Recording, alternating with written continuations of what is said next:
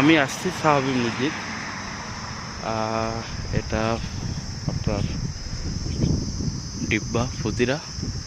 তা আমি মসজিদ পরিদর্শন করে একটু দেখে সব কিছু আমি আসি, এখানে একটু ছায়ার নিচে দাঁড়াইছি।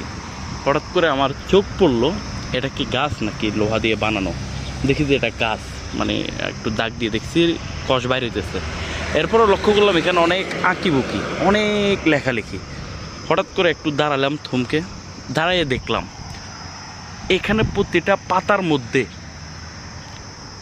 এক এক মানুষ এক এক নাম লিখে গেছে প্লাস দিয়ে।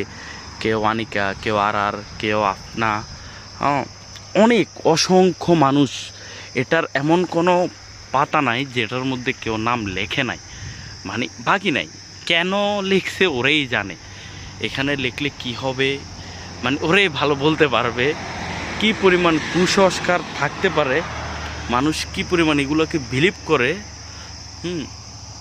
মুসলিম হয়েও এগুলোকে বিলিভ করে, মানে বোঝানোর মতো না।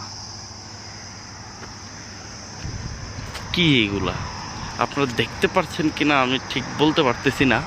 মানে সব কিছুতে, সবগুলোতে, মানে একটা বিষয়টা এমন না যে একটা দুইটা, মানে যতটুকু লাগল পাওয়া যায়। ওই যে দেখেন কোথায় লিখছে, দেখছেন? ওই যে দেখেন কোথায় লিখছে। এগুলো কোনো কথা? এগুলো কোনো কথা? এটা একটা গাছ, হ্যাঁ, এটা সাহাবীদের হাতে তৈরি করা একটা মসজিদ। এটার সামনে এই গাছটা, এখানে কেন এভাবে লিখতে হবে, কেন?